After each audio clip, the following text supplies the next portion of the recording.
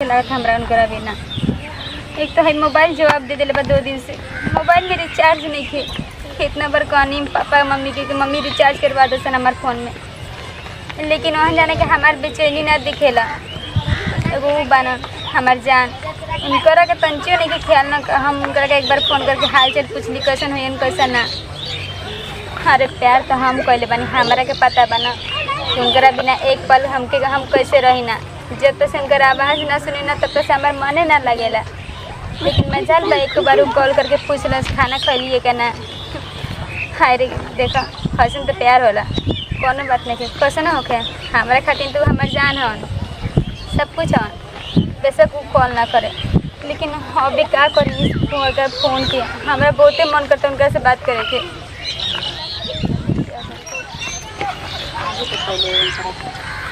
हालत इनका तो खराब पहले ही सुनाई ए बाबा। कहाँ से आवत है? हम पेंसिल लेके आवत बड़ी बच्चिया पैसा लेके बोले हम पेंसिल निकाले। अच्छा पेंसिल लेके? हाँ हाँ अच्छा ए बाबा एगो बात पूछी। पूछो 4 गो पूछो। आज तक तार हेड कितना उम्र हो गई?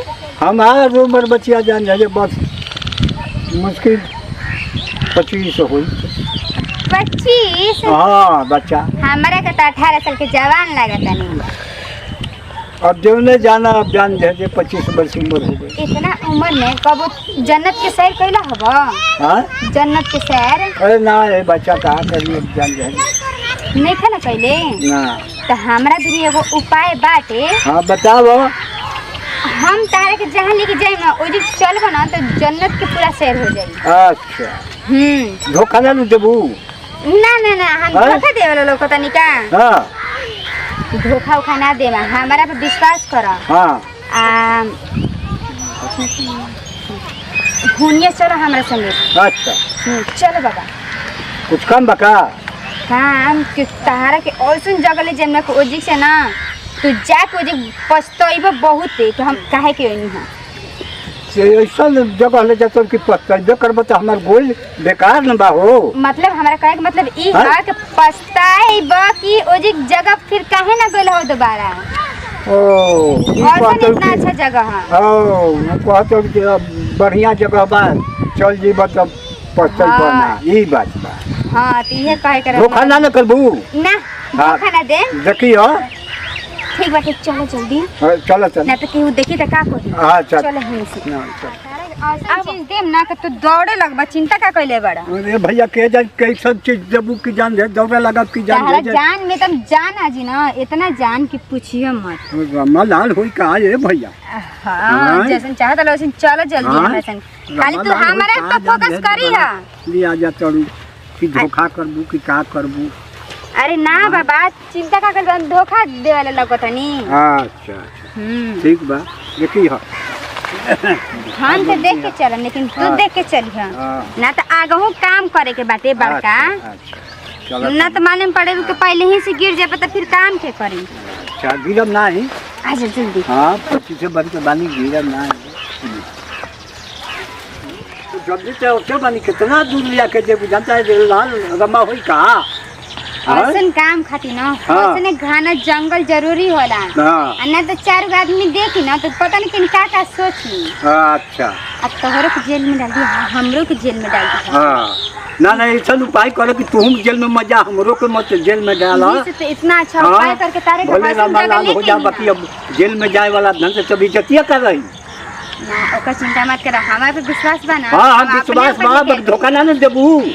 बार बार तू ई कर धोखा देबे लगा तार। अरे काहे ना धोखा तो हो सकला कब विश्वास बा धोखा दे देबू तो हम जेल में चल जाएगा तू अब जान जल्दी निकल जेबू। कितना सुंदर की तारे के भाव देती है तू का। अरे भाव दे विश्वास रखे ना ये जमाना में आदमी को। अच्छा ठीक है कंट्रोल करा एकदम शांत से ना तो बीपी हाई हो जाए। हाई हमार ना होई अबे 25 वर्ष के बानी बीपी अब पिना आई पजला। अच्छा हां बीपी ना आई हां पजला। कनिया ढेर जवान बड़ा लेकिन तार खाली घुटने में ही प्रॉब्लम। हां अच्छा मेन मुद्दा पे आओ तनी क्या घुमा फिरा के तारे से बात करी। हां बात करो। बात ना करम घुमा फिरा के अब अपन मेन काम पर आई जा जन काम खातिर एजी हमनी के दिन जानी आइल बनी। अच्छा ठीक बा कह। अच्छा तारे पास 300 रुपये बा का? हाँ बा पेंशन लेवे को लेनी हम बा ना तो निकाल के तनी दो ना। केवन काम बा?